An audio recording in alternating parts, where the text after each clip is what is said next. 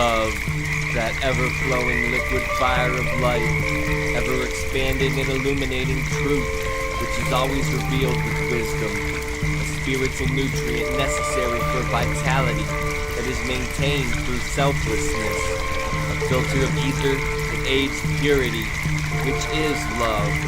Love, a limitless paper lantern floating into infinity on the intentions and actions of initiates of the mysteries.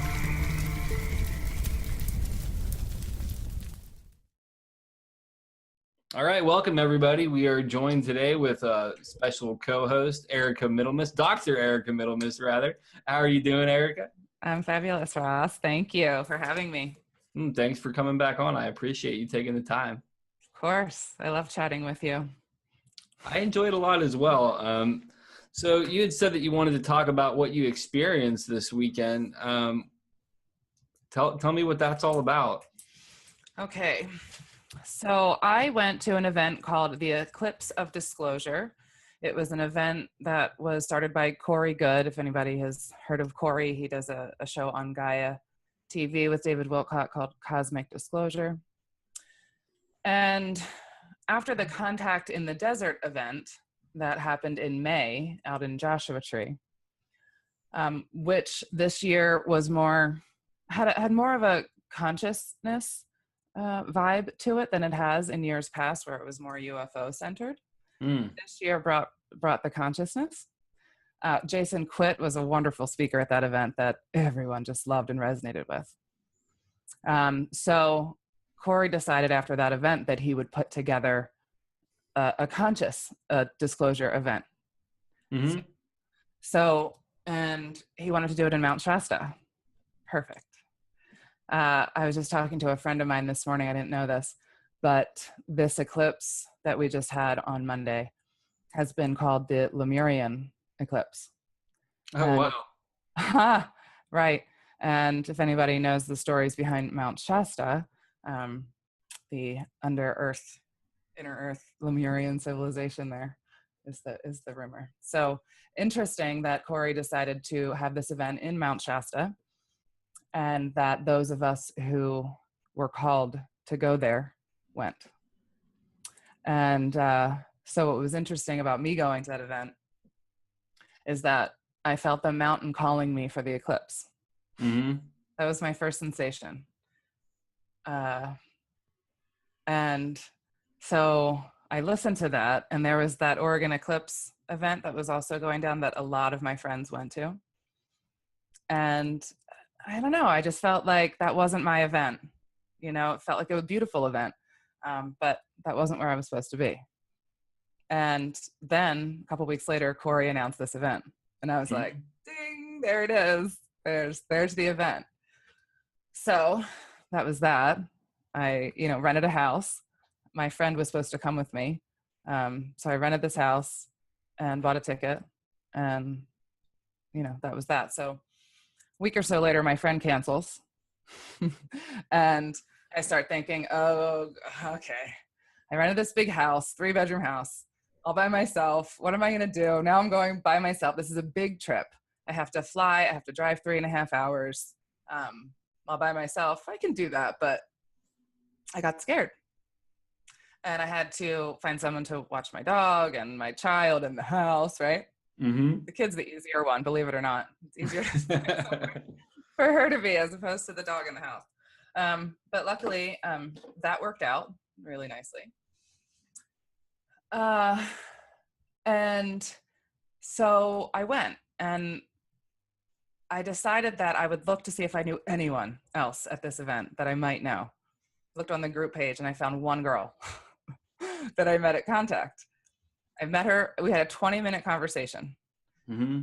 and fell in love with her immediately, and became friends with her on Facebook. And there she was on this group page. So I messaged her and said, "Hey, do you have a place to stay? Because I have this house and I'm all by myself." And she was like, "Yes, thank you so much. I was just thinking, what are we going to do? We don't have a place to stay. So this is amazing." Oh, wow. So, and she had a friend with her. So then it turned out, then I had, 2 other girls who were going to stay in the house with me. So perfect. Now I'm not alone in the house, and great. So I go. But then I start getting really nervous as like it's time to leave. You know, I'm leaving my kid, and it's a 5-day trip. So the anxiety is coming up about it. And so I make a deal with my higher self, and I'm like, okay, you guys, if I'm not supposed to go on this trip, then there's going to be something wrong with the plane. Right? Mm-hmm.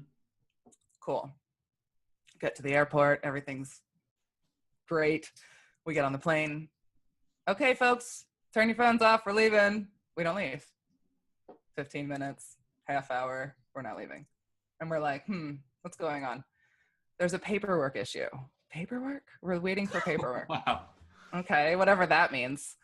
45 minutes, an hour, and they're like, sorry, folks. We find out it's a seat cushion at the front of the plane that has the wrong serial number. The paperwork doesn't match up, so we can't leave.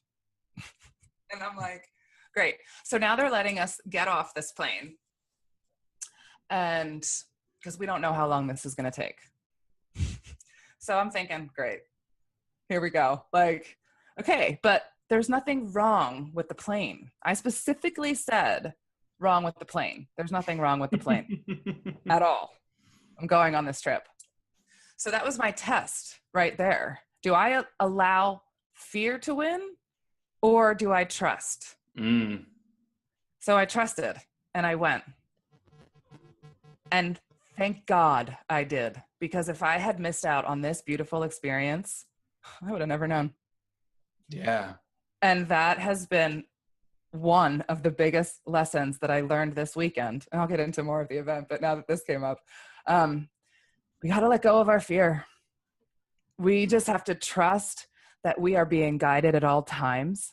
We are being protected and looked out for. And we just need to trust that if we allow our fear to hold us back, we'll never know the beauty waiting on the other side of that hill. No idea. We'll sit in this misery of fear, having no idea. You just don't know. You got to let it go. No more fear. There is no more room for fear anymore. It's just holding us back. It's a freaking illusion anyway. Like, what are we really afraid of? Yeah, absolutely. Ridiculous, right? No, I definitely resonate with that. I mean, that's been so much of my journey over the past year. And then it's like, even with the situation that I was telling you about before we started recording, it's like I have so much fear of it going well, of it going bad, of this, of that, and like all these different fractals of fear. And it's just like, well, this isn't accomplishing anything being afraid of it. Like, you're mind fucking yourself, excuse my French, but that's what you're doing. Yeah, it's totally fine. I agree. The thing is with mind effing yourself is... Oh, you can swear. Is that this is where our power is. Again, last time we talked, right? Within our imagination lies the power and potential of all things.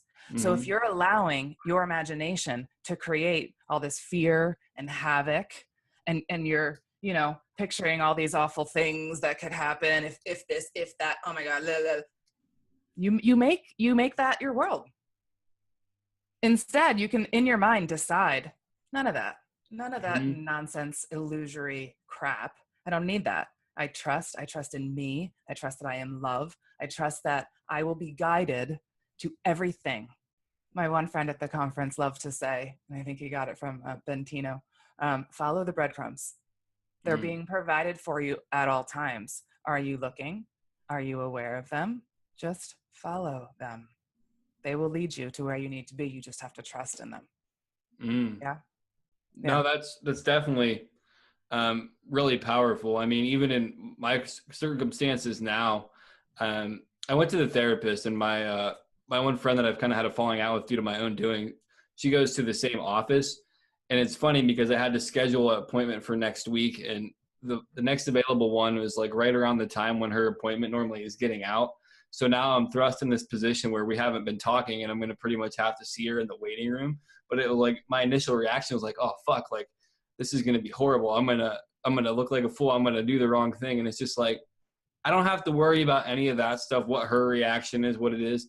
I just have to show up and go to the therapist, and whatever's supposed to happen will happen. And even if how I read the situation in that moment doesn't mean that it's the good that I see or the negative that I see, it's just my perception of everything. I don't need to get carried away by any of the illusions, good or bad. Absolutely. Absolutely. And, you know, just allowing yourself to go with that flow, it flows. If it's not meant to be, it's not going to be. Just however it presents, go with that. Follow that. Just flow with it. It's beautiful. It's so much easier. It's so funny. It really is so easy, but we make it so hard by not letting it be easy because we think it has to be hard. It's so weird. It's so weird. But all we need to do is flow. Follow the breadcrumbs and flow. Yeah, that's been one of the things that one of the guys that I work with in the 12-step program, he keeps telling me that I'm too smart for my own good and I need to like dumb things down and like stop overthinking everything. It's like exactly even with the situation with the female friend, it's like I build up both sides of it where it's like, well, it is going to work out. It isn't going to work out. And it is, and it isn't. And it's like, it's so fucking exhausting where I'm just to the point now where it's like, dude, just shut up. Like, you don't know what's going to happen. And because it's so funny because like with the concept of your mind creating things, it's like, well, I don't want to create this negative situation, but I also don't want to like intentionally force the situation that shouldn't be and get my hopes up and like be like, it's I am too smart for my own good sometimes. Well, you just got to let go of all those expectations from that attachment to the outcome of it. It's not within your control. Absolutely. You can't determine what somebody else's decisions are going to be or, you know, their feelings or thoughts, right? So all you can do is worry about you and how you feel in the moment. Like, is this making me feel good? All of this mind fucking I'm doing to myself, how is this making me feel? What kind of vibe am I allowing to settle here and then subsequently give out, right?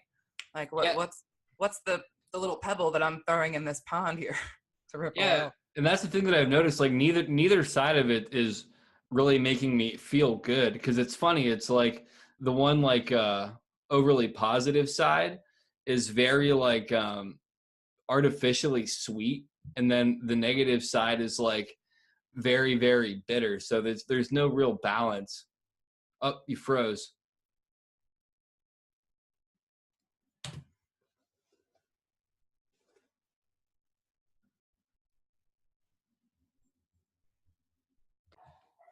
All right. What I was saying before you cut out was it's like with this whole situation that I'm going through now with the lady friend, both sides of it are incredibly unpleasant. Like the extreme idealistic side of it is unpleasant because it's so artificially sweet to where like it's so sugary that it like hurts. And then the other side of it is so incredibly bitter, whereas that doesn't leave a good taste in my mouth either. So it's like finding that neutral palette of the situation, I guess, where it's like, I don't really know what the hell this is. Like, and it's not like a numb, like Novocaine type thing where you can't taste what you're eating. It's more just like, I don't really know what the flavor of this is. I just kind of have to let it dissolve and develop, like, and get the aftertaste of it more so than trying to assume what it will be. Right, exactly. And I think it's that sweetness that makes the bitter so much harder, right? Mm-hmm. And that's what participates in this mind fuck that we were talking about earlier, you know? Oh, but he's so sweet, but she's so sweet, but this, but that. No, if there's not that balance there and you're at these two extremes, I'm learning that that's not right. And it's all lessons. These people are coming into our life for a reason to teach us these things, you know, exactly like our boundaries. Like, what's okay for me in my life? What do I truly want? You know, what makes me really happy? Mm-hmm. You know, what makes me really happy is not having those two extremes, you know? Absolutely. I like a nice even balance where everybody's just happy and loving, you know? I mean, you have your moments, yeah, but, right? Mm-hmm. Balance. Yeah, I mean, that's definitely the thing for me too. And it's like finding that balance point. Mm-hmm. It's so funny because at times it feels so uncomfortable, but in this situation it feels comfortable. And this person in my life, we've had this reoccurring cyclical cycle of similar situations occurring, but it's also these situations have always been the thing that have been like a catalyst for such major growth, because I'm able to evaluate my participation in that and actually see that it's actually my reaction and response to the situation, not so much anything she's doing, because it's me casting all this illusion onto the situation, then getting upset when the reality isn't what I perceive that it should be. And then like getting upset with her for not understanding the illusion that like it's fucking madness. Yeah. That's that's just how our human brains go though, you know. That's how we unfortunately we kind of, our conscious mind will take over there. So yeah, I had a thought, but it vanished, so I guess I wasn't supposed to say it. That's the way of it sometimes. No, I remember it. I remember it now. It's funny because it was about letting go. Oh, let it go. You know, yeah, this eclipse time has been a time for many, many of us to bring up old stuff. So like you were just saying, these patterns that we keep bringing back into our lives with the same kind of relationships, the same type of person, same lesson. I love this saying, same ice cream, different flavor, you know? So, you know, that's kind of a good warning sign from your higher self. If you're getting the same ice cream, different flavor, you might want to reconsider it. This is the same lesson. This is the same cycle. So stop for a second and consider this lesson. What is this that is being put in my lap that I need to focus on for me, that I need to let go of, transmute, whatever that may be, right? So take this opportunity as a blessing. Cool. This is what the eclipse is for, bringing all this stuff back so we can actually let it go. This is time. It is time right now to let all this stuff go. All this energy is available right now if you decide. All about that decision. You have to make that decision within yourself, for yourself. It's a personal responsibility, yeah? Always comes down to that. But yeah, it's time to deal with our shit and let it go once and for all. And allow all of this beautiful, awakening, high vibratory energy to come in, because it's here and it's available for the grasping. I promise you it is. Yeah. That's one of the things that's so tricky for me, because it's like, I think we were talking about this before we started recording, because it's like this concept of where I feel that I have to let go of the person, but then in my heart, like there literally was a feeling in my heart where it's like, it's not the person, it's how I relate to that person, what my concept of relationships is, all the patterns of how I related to women like my whole life. This is kind of off topic, but it's actually incredibly relevant. Have you ever heard of the no fap community? This is really uncomfortable for me to talk about. No. Basically, it's a group on Reddit, and it's for people that are trying to abstain from pornography and masturbation to actually kind of reprogram their brain and how they relate to sexual intimacy and romantic elements and things like that.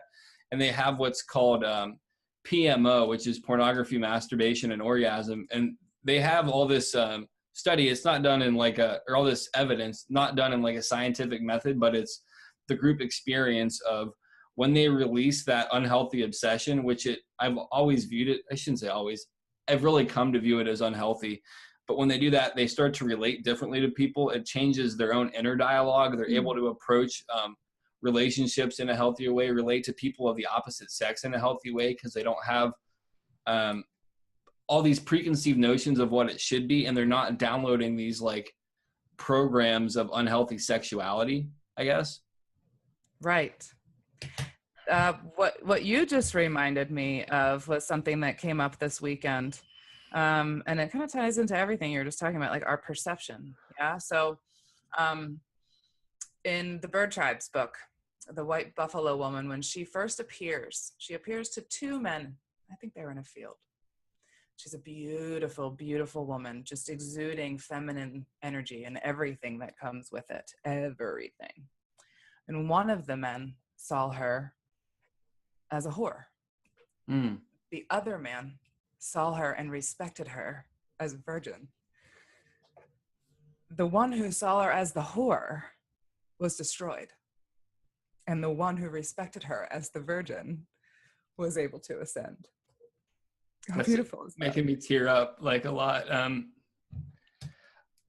In my life, I've definitely interacted with people that were kind of where I was at on my path in lots of ways. And the last two people that I've really cared for profoundly, they had this negative stigma associated with them by lots of other people, where other people would call them that. And like, having been somebody that was really, I guess I'll use the word unsavory in my relationship with women before and stuff like that, and actually trying to see the purity in people and like the fact that it's just like a seeking for love regardless of what the behavior is, and people make mistakes and people go down wrong roads. Like, it's really profound to hear that story, because that's really where my concept shifted to, especially after being somebody who used women. Like, that's really profound. Beautiful, Ross. That's beautiful. You know, another thing that you just made me realize, we've been talking about this releasing of fear, yeah. And where does fear sit? Where does fear begin? It begins in our root. Our root chakra is where we feel safe, where we feel stable, secure. And when we hold fear there and we're blocked there because of that fear, that's also our sexual center, isn't it? Yeah. People say it's sacral, but I think there's a lot going on in that root here. Yeah. So it's actually one of the ones I had to work on. Sorry, go ahead. No, it's interesting when we can balance out that root and release that fear, so that we can balance out these sexual energies and create that union of the masculine and feminine within ourselves right there. And that is another big thing that was happening at this event at the root chakra of the earth. Mount Shasta is the root. So there was a lot of integration of head and heart, of the masculine and the feminine, this beautiful goddess union. You know, the sun and the moon coming together. Like, what? It's insane. It's insane, the energies that were brought in right now. And I want everyone to understand that there's so much love that was anchored in the root chakra of the earth this weekend. So much love. There's hundreds and hundreds and hundreds of people there, all meditating, all loving each other, vibing out so strongly. The friendships that were made, we've known each other for lifetimes. We were all called together to be together at this time, so we could do just this for all of us. It's so important. So yeah, this was an amazing event. I can only imagine. Yeah. Like, it's so weird to have like such intense emotions about stuff that, like, I participated in it outside by myself, but like all that stuff is really hitting home to me, because like just what I was going through, the fact that other people were going through similar stuff, completely unrelated, like, but like, I mean, I've always been somebody who's not really ever been grounded. Like, being grounded is not my thing. Like, I always felt like a balloon. But one of the things that I was told over this past winter, when I had like a biopulsar reflexor reading them, where it like reads your auras based on your hand, was that my root chakra and my heart chakra were the two that were like fucked up on me. They're the two that were out of whack. But like, if you think about it in like a stability standpoint, if your root chakra is out of balance, all the other ones are going to be out of balance to some element. It is your foundation. It's your matrix. That's what it's called in the law of one. It's your matrix. That makes total sense. And it's like, this whole situation with my friend really brought up this deep element in my structure of who I am, how I relate to women. I mean, I'm sure that it relates to men too. I haven't really delved into that element yet, because it's more about like the friendship element of it, but I'll get to that. Like, I'm not worried. The guys got it on their own. Like, I'm not worried about fixing that element yet, but it's like, it just made me realize how much more growth I have to do and how much I have grown, and how much more confident I'm becoming in myself.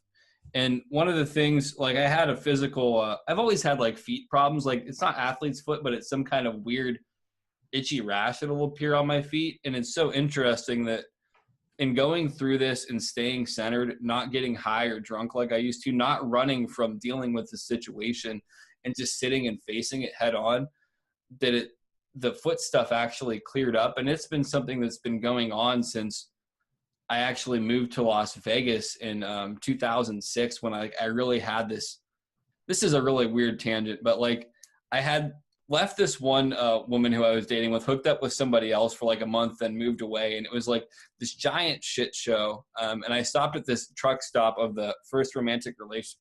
Let me rephrase that. I stopped at a truck stop, and the truck stop was named Lisa's Love. And the first like long-term romantic relationship I had, the woman's name was Lisa. And I felt like I contracted that foot stuff there because that's when it appeared after that. And it stuck with me through so much of my debauchery, all the like, it's just weird. And it's like, it's a sign of when I'm imbalanced is when it comes up, like when I'm not grounded. Correct. Yeah. Because your feet are your ground. So if you have a grounding issue that you're not dealing with in your mind, then it's going to express in your body. This is such a beautiful way that this existence here works. So whatever you're not dealing with in your mind, then you'll have to deal with in your body. But once you do deal with it in your mind, then your body doesn't need it anymore and it can go away. And that's the perfect example. Yeah, it's so weird to like think about that, because it really was a big problem and a big source of shame too. Like to have shit on my feet. I mean, at one point in Vegas, this is really when I was one of the most disconnected places. It was like the start of my epic downhill battle. And then we could get back on topic, but like I had cellulitis in my feet. I could barely get my shoes on. I was sleeping on someone's couch because I had moved out of my dad's place, and like working 16-hour shifts, riding the bus 3 hours to work and then 3 hours. I was all fucked up. So it's like. You were also in Vegas. I mean, you're an empath, you know this. So you're surrounded with all that crazy. I can't imagine. That was probably driving you nuts. And you had no idea because you weren't really recognizing it too, that you were picking up all this crazy. So yeah, Vegas was probably not the right place for you. It's actually where I needed to be, but it's also like one of the best places I moved away. Like I needed to go to that. It was your catalyst for sure. I get it. Yeah, I had to go to like the spiritual rock bottom to appreciate everything. And that's how it works. We have to get to the bottom so that we can know, or go back to the light. We can see what the light, we can appreciate the light when we get there, is what I'm trying to say. So, yeah, I get it. Yeah, if we'll just never appreciate it unless you get to that depth of darkness and death. Again, another eclipse theme. Allow the death of all these old stories, all these old patterns, allow them to die. Sit in your nothingness. That was a big thing that we all experienced over the weekend together, was this getting in that empty place of nothingness. Just nothing. That's all it's just nothing, right? Darkness and void, right? We all come from that. And so to just let everything die, and from that void and that tiny spark of God that we all are, and you grow from there. This is your new spark. This is your new opportunity. We just allowed this in, so take advantage of these energies. My goodness, right now it's so huge. Yeah. Yeah, absolutely. Like I've had several weird experiences. One was like a rainbow light flashing in the corner of my left eye.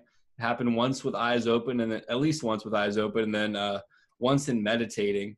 Like Awesome. It was just like this rainbow flash. And then last night when I was laying in bed, this is kind of morbid, but I felt like maggots were eating me and my skin was decaying and like falling away. But it actually was like really peaceful in the sense that like I felt like it was eating the sickness of me, and like I was getting the ability to be reborn, because when it ate through me, my skeleton like pure light, even though I know my skeleton isn't light. It was just weird.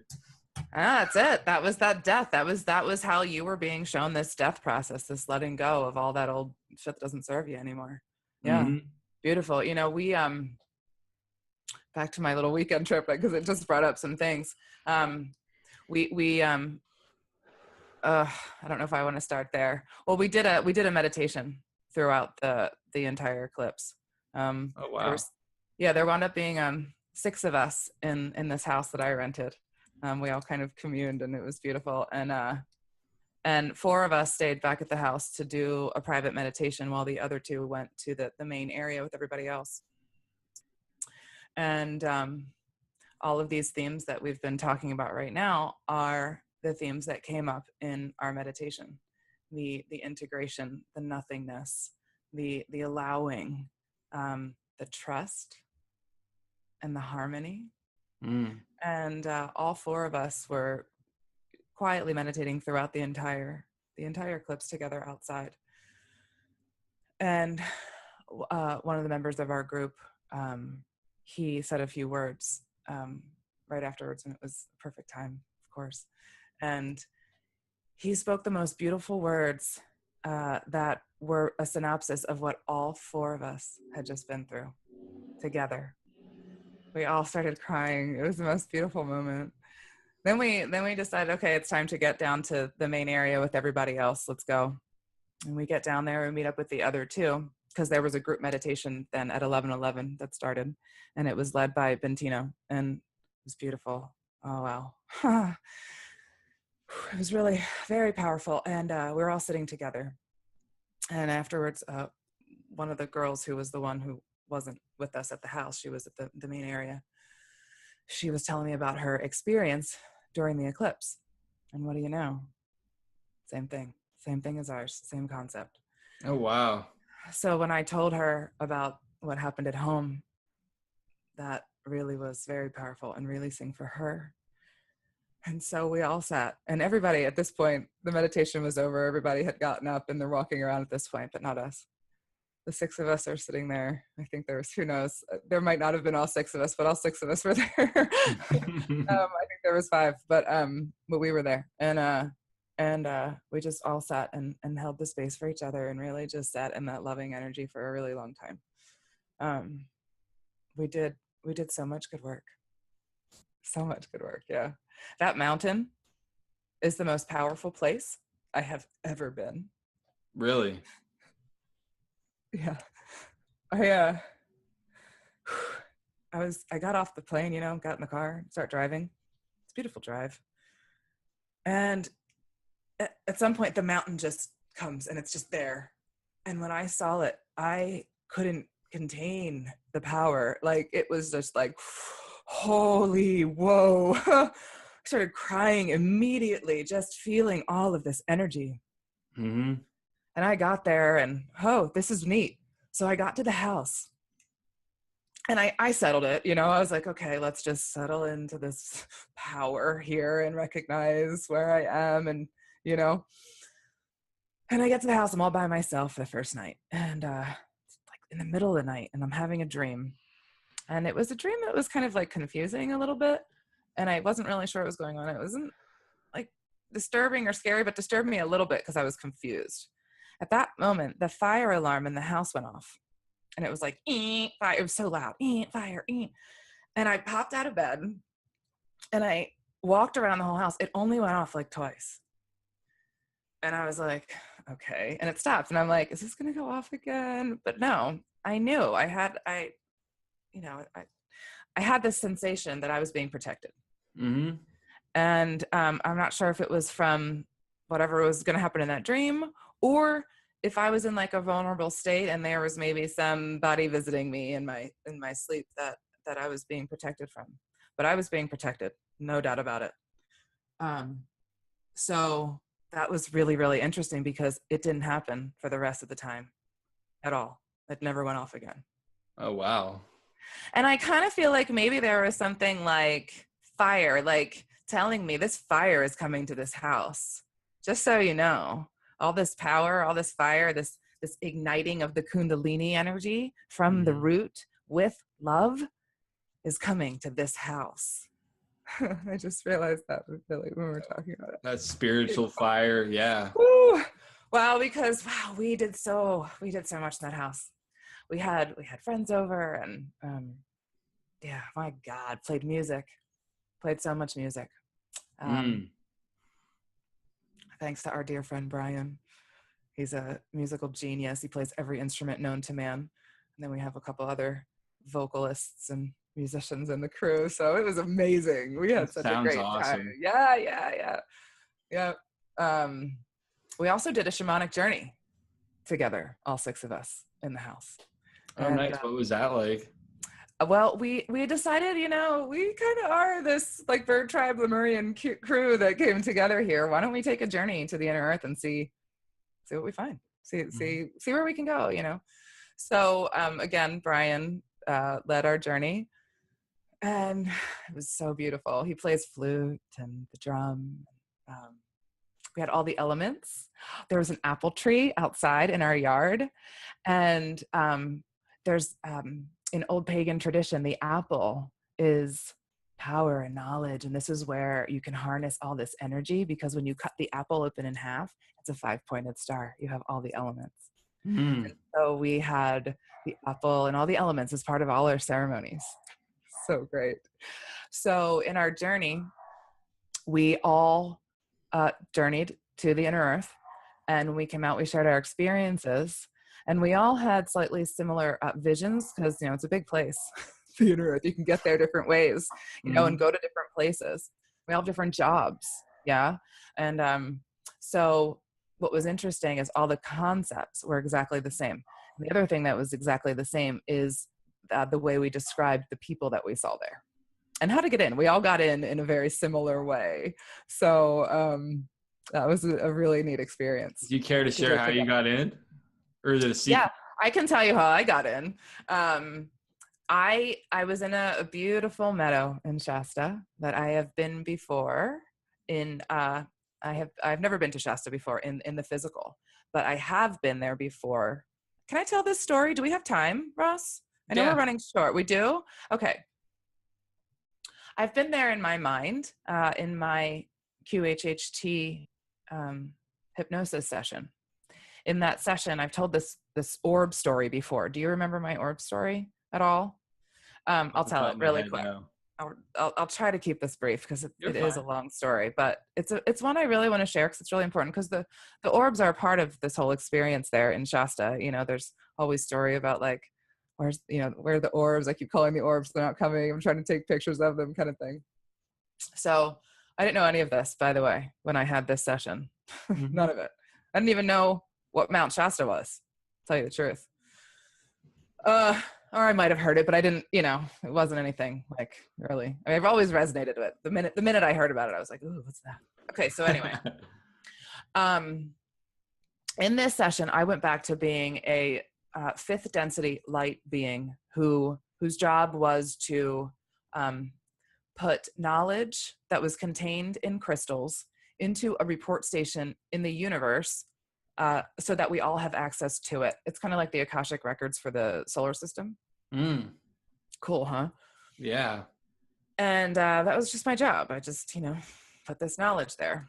And I also got the knowledge from crystals and other places, and I would get there through wormholes, through my mind.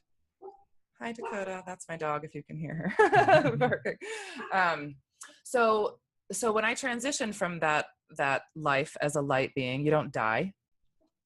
You get into an ascension vehicle. And I was standing out on the main area that all the ships kind of came back to, the main, Star Trek, like, what do you call the Star Trek main station? It was like that. I thought I was watching Star Trek. Something like that? It was like a bay. Yeah, there was I felt like I was watching Star Trek. I was like, what the hell is this? Anyway, when it was time for me to go, I was looking out. I'm sorry about my dog. It happens. I was looking out to the universe, contemplating, taking everything in, and I turned around to my ship, and it was a different ship, and the steps were blue. I got on it, and it was a pod that I laid down in, and I was wearing this long blue robe, and that pod shot me out into space, and I realize that it's a death pod, and that death pot, my dog's going to continue to bark because the water guy's here. I'm sorry. You're all good. This death pod then transforms into a blue orb. And then the blue orb, as the orb, I was able then to go wherever I want, be wherever I want. And then what I chose to do was to float above the earth, sending love and listening for the calls that I heard from the earth or from the people there. And so my practitioner took me to a call. And in that call, I could feel everything that she was feeling, the woman who called me. And she was in a meadow and she was kneeling down and she was crying, wearing a white dress and heartbroken, just completely 100% heartbroken. And so what I did was surround her with myself, enveloped her in all of that love and light that I was as that being, as that blue orb. That's all you are. You're nothing but love and peace and joy, all that beautiful energy. It's amazing to actually feel that and experience what that feels like, because you feel it in trance too, you know? But this is all that's real, right? This is the only thing that's real. So I envelop her in that, and in that moment, she's able to be at peace and she feels okay for just a minute, you know? Well, it turns out at Contact in the Desert, I met that woman. Oh, wow. So this really happened in real time. And because everything is now, that existence of me is still existing. I'm up there doing that work right now. So are we all of our higher aspects are up there doing whatever we're doing in that aspect right now. So this happened for her in Mount Shasta, in the meadow there. And she told me after I had told her this story, because my friend prompted it, he said, "Hey, tell her your orb story." I was like, okay, I'll tell her, it's a cool story. Well, as I was telling her, she was crying. And I heard, this is her. And I was like, oh man, okay. And I got done and she told me, yeah, that was me, and told me the whole story about why she was there, why she was heartbroken, and how she felt me. Oh, wow. In that moment. Yeah. And yeah, that was in Shasta. So the blue orbs are there. I was there, and we come when we're called, you know. That's amazing. So, yeah. It's pretty cool, huh? Yeah, I had an orb experience, but I definitely I don't know what it was. I still kind of view it like it was scanning me to see if I could get my soul back or something, because I really do feel like I lost it at one point, or at least damaged it. But yours is a lot more beautiful of a story. You can never damage your soul. You know? It's a circle that never ceases. Circle never breaks. Maybe it was just trying to see if my physical body was ready for it to be awoken or something. It's all a test. It's all just a test. You know how many times I was tested this weekend? Oh, so many times. I have another story. Do you want to hear it? This is absolutely. This is a big one. Okay, for me. It's a big one for me. Okay, I've been talking about this a little bit recently, these fears. I have my own, of course, we all do. And one of my biggest ones has been public speaking. My whole life. Terrified. Especially a group, you know, getting up in front of a group and speaking. So I have that anxiety thing that shuts my body down. Or let me rephrase that. I used to experience that anxiety thing that shut me down, right?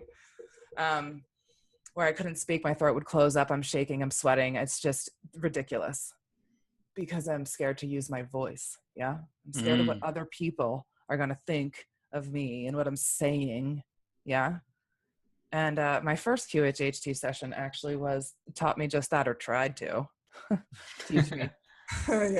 Tried to teach me just that. I went back to a life where we were early pre-humanite beings, you know, pre-Adamite maybe, I don't know, we were more gorilla-ish, but I didn't give a shit. Did not care what other people thought. And my higher self basically gave me a good lick in there and was like, you didn't give a shit then. Why do you give a shit now? Stop it. You're just holding yourself back with all this nonsense in your head. Let it go. You don't care. love them and let it go. Who cares what other people think? It doesn't fucking matter. Yeah. Mhm. Yeah. Big, huge lesson in my life that's really, really, really, really hard to learn. I don't think I'm the only one out there. I relate to that completely. I think we all can, it's like, this is the illusion. This is that those bonds of the opinions of others that are holding us back from being our true, authentic selves. It's the only thing that holds us back. You're scared. You're scared to let it out. What you really, really are. Oh, my body is vibrating right now. So yeah, this has been happening a lot lately. So what happened was our friend Brian, this amazing musician, was offering a vocal empowerment workshop at the conference over the weekend. And of course, we're all going to go support our friend in his amazing workshop. Yeah. And I was just, I heard the title, but I've been with him like playing music all weekend. And so I'm thinking it's like sound healing. We're going to do all this sound stuff.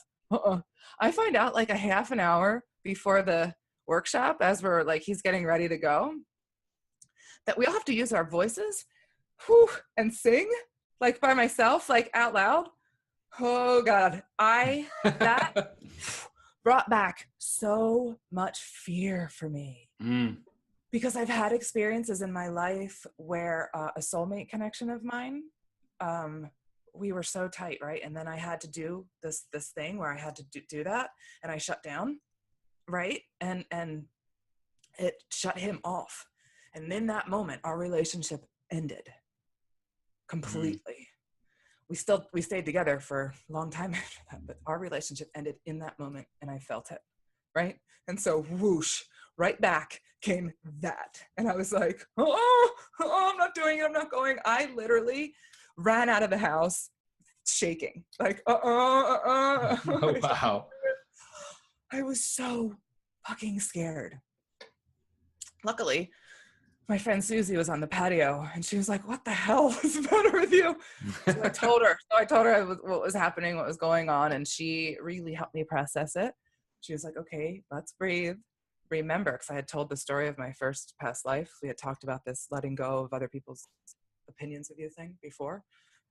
These concepts circle, right? And these things. So she said, remember, you don't give a shit what other people think, remember? And I was like, oh, yes, I do. Thank you for that. Thank you for that reminder. I went in the house and I thought, okay, you know what? This is my opportunity. This is my opportunity to let this go once and for all. Like I don't need this anymore. I'm going to use this energy, and I'm going to release this fear, and I'm going to do it, and I'm going to let it go, and I'm going to go and support my friend because he needs us there. So I did. And here's what's amazing. There was no fucking reason for me to be scared in the first place. Zero. None. Isn't that always the case, really? So same thing, same lesson all over again. I was scared for no reason. In our shamanic journey, at one point, Brian asked us to bring our animal guides in. And at first I saw a deer, which was neat because our last conversation, I thought of deer with the cards that we did. And then I saw a little lamb, this beautiful little lamb. And then this lovely little lamb went, its face just all went. Oh, no. I know.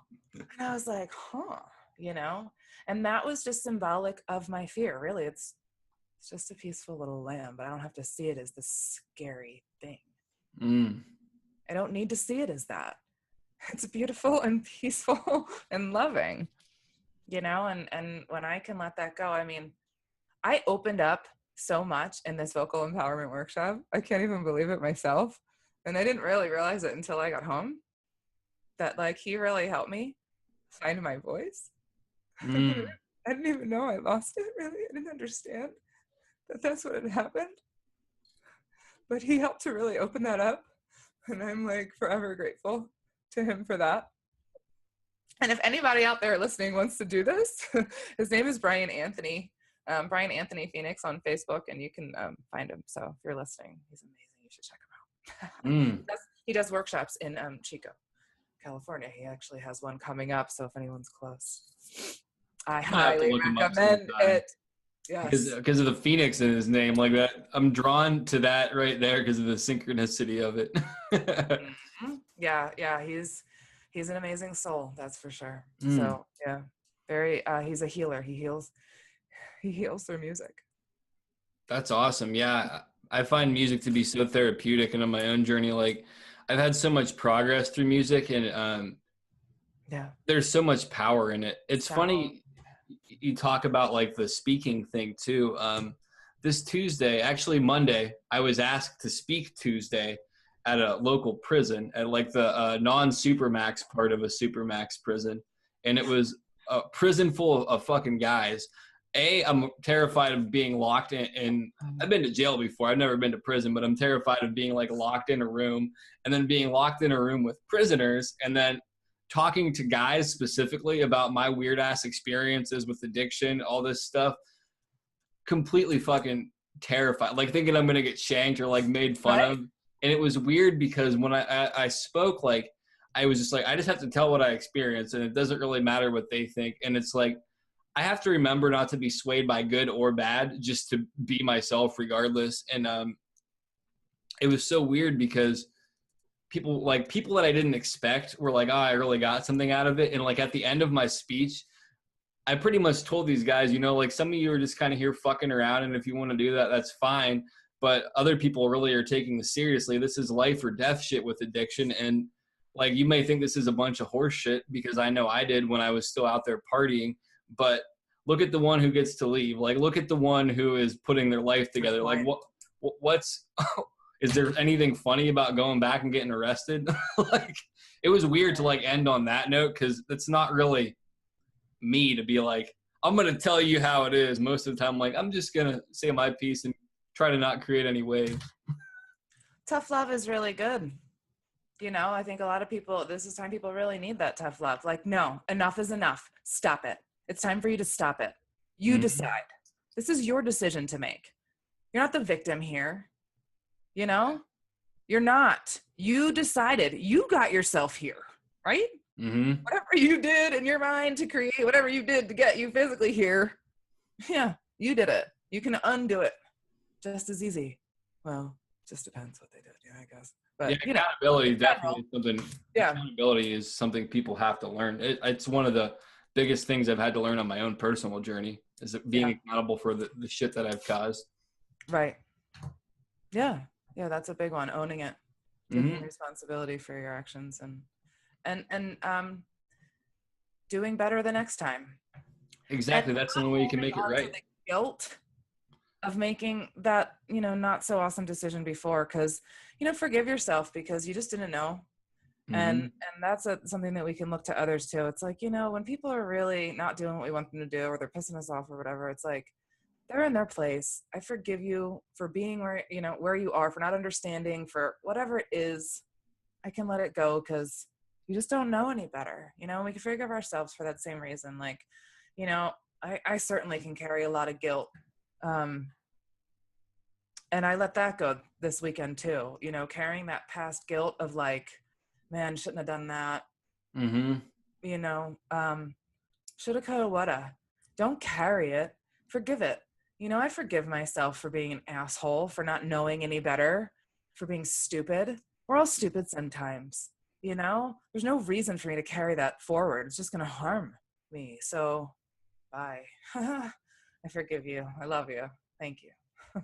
Yeah, that really is. It's definitely part of my process too, is learning to not forget where I've been, because if I forget, I could go back and potentially do that stuff again. But also, like you said, not carrying the guilt and just realizing I'm human, I make mistakes, I'm not going to be perfect. And as long as I apply the lesson that I learned, or at least continuously apply parts of it, like I don't even have to be perfect in doing it, but make progress on releasing those behaviors and that mindset and the shame for it, then I'm doing the right thing. Because people wouldn't, let me rephrase this, if people are thinking clearly, they wouldn't want me to carry that shame with it. They would just want the behavior changed if they're in a healthy, loving space. Yeah, exactly.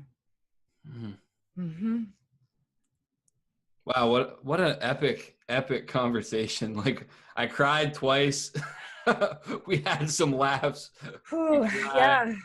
I'm telling you, this energy is here. This high vibe energy is so here. This love is here. Yeah, it's so beautiful. I've definitely felt it. Have you ever had like these things where you have feelings that aren't like they're atypical feelings, where it's more, the only way I can describe it, and this may not make any sense, it's like they have like I don't want to say flavor, but it's like this extra sense or feeling that you feel about a situation, and it's not like intuition or anything like that. It's like, this feels energetically completely different than anything I've ever felt before, and there's no way you can explain it, really. It's like, if you know what I'm talking about, you know. Yeah. There are no words to express this feeling. Yeah, it reminds me, Dolores Cannon says, we only come to Earth so we can experience emotions and limitations. And we certainly got our share of limitations, don't we? But the emotions, yeah, that's what's real. Yeah. And you can't describe it. There are no human words to describe. I think that's why originally language was written in symbols, because you can't break this down. It's conceptual. It's just like archetypes. Yeah, there's so many pieces to the complex concept. It's like the Law of One says, I love this analogy. It's like trying to describe like Beethoven's symphony by just saying each note. Oh, wow. It feels like nothing. It feels like there's nothing. There's no sensation there. But play that symphony and let me hear it. And wow, now that's emotion. That I can feel. There's no words. That was all sound. That was all emotion. That was all feeling. That's awesome. I really like both of those descriptions, like the concept of the symbol, and then like that the sound analogy. I find that to be really true. Yeah. Well, it's all we are, sound and light. Vibration. What's the first thing in creation? Infinity. And then what happened next? Infinity became aware. Well, what was that awareness? Light and sound. The Big Bang, that we all talk about metaphorically. Yeah. That's an interesting way. I never thought of it that way, but that's a very valid point. And then from there that's it. That's how we sparked out. That's not it. There's a lot more to it, obviously, of course. Infinite intelligence, infinite energy sparked out and created all that we know. Created first the densities, earth, air, fire, and water, the cells, the plants, the animals, and then we came along. Oh no! What happened? No. This is the process. Then then we humans came along, and now this is the time that we're entering into the next dimension, density. This is what this time is bringing in, this fourth density energy of love, of acceptance, forgiveness, gratitude, openness. Everything is clear. Everything is really clear. It's out in the open. We're more telepathic now. We can feel each other. There's no room for dishonesty because we can see through it. Yeah. Fourth density is a beautiful place. So much love here. It's the density of love. Third density is the density of understanding, learning the lessons of love. But fourth density is the density of love itself, the energy of love and harmony. It's like being present in it as opposed to understanding the concepts of it. And that's where we moved, and everyone has to decide to move for themselves. It's a choice. It's the biggest thing. This is a choice. Again, Law of One. I'm in this Law of One thing today. It was talked about a lot over the weekend, but it's like I've been reading Law of One for 7 years and writing my own book on it. So it's a really, really, really big thing for me. But I forget what my point was about what I was going to say about the Law of One. Do you remember what the last thing it was I just said? I'm sorry. I'm like, wow, there's so many things. You're all good. You said the Law of One was like the reoccurring theme over the weekend. You had been reading it for about seven years on and off, and it's like one of the things that you're basing your book off of. Yeah, but it was about like the concept of the fourth density, I think. Of it being like being kind of in like that love vibration and oh no, it was choice. Thank you. That's what it was. Yeah. So The purpose of our third density existence here is to make a choice. Are we here in service to ourselves, or are we here in service to others? That is the choice. That is the only choice. And you have to make that choice. There is no ifs, ands, or buts about it. If you decide to not make this choice, you will continue this third density cycle all over again. Mm. And again and again and again until you decide to make a choice. You can choose either one in order for you to move to the fourth density, but you have to make that choice. And it's time. Now. We've moved. This is a fourth density Earth right now. And it will, and she is taking us with it if we make that choice. I've certainly moved. I came back to Phoenix. I started taking pictures. I've lived here for 18 years and I'm taking pictures of this valley. I've never done that before. Mm-hmm. It looks so clear. I've never seen it like this. It's like it was a different place. Like, I was like, whoa, oh my goodness. Yeah, just It's like kind of totally like that eye-opening experience, kind of where everything looks different. Clear as day, like crystal ball clear. The haze lifted. There's no smog here anymore. I don't see it anyway. It's beautiful. That is really beautiful. Yeah. So, Wow. Lovely eclipse. There's so much to digest in this conversation, I feel like. I know. Can you imagine what this weekend was like? So much crying. I think I cried enough for like, I don't know, the next 5 years. Seriously. I'm glad that like I was by myself kind of the whole weekend, and I don't think I could have dealt with all of that experience with what I was going through. I don't think I could have I don't think I would have experienced what I experienced without each and every single individual that was with me this weekend. It definitely sounds awesome. We all played our beautiful part and connected our pieces of the puzzle and made a beautiful tapestry. It was so nice. That sounds so awesome. Yeah, I definitely think that like I was in the right place for my weekend, but I also think that like I got some secondhand of your experience. You totally did, because we're all connected. We're all part of this matrix. And here's what's also beautiful about the matrix. You know, we're talking about the root being the matrix, yeah? Well, Mount Shasta being the root. And this matrix, well, now that this weekend is over and all of us have gone back to our subsequent locations, we get to continue all of this connectedness. Like every single one of us brought that energy back to all our little places. Every single one of us people were doing work everywhere. There was people at Serpent Mound, a beautiful event at Serpent Mound that my beautiful friend Michelle was speaking at, and my amazing friend Mark, who, God, I have him to thank for all of this. Really, if it wasn't him, he's the master grid maker. He's the connector that put everyone together, really. So everyone, give Mark some appreciation right now. We love him for being this beautiful grid maker. Yay, Mark! But yeah, you know, all this energy, it's just gonna go out like spider webs to the rest of the matrix that we're all connected with, so everyone feels it. Everyone. You know, you just gotta pay attention. Step one, pay attention. Yeah. That's definitely been a reoccurring theme in my life. Get out of my head and participate and witness what's going on. Sometimes participate. I can't believe you just fucking said that. Do you want to know why? Why is that? I'm so excited. This is a magical place we live in. I was driving to work this morning and I get on the freeway, you know, I merge traffic, and the first license plate I see says what? Witness? Witness! I even took a picture.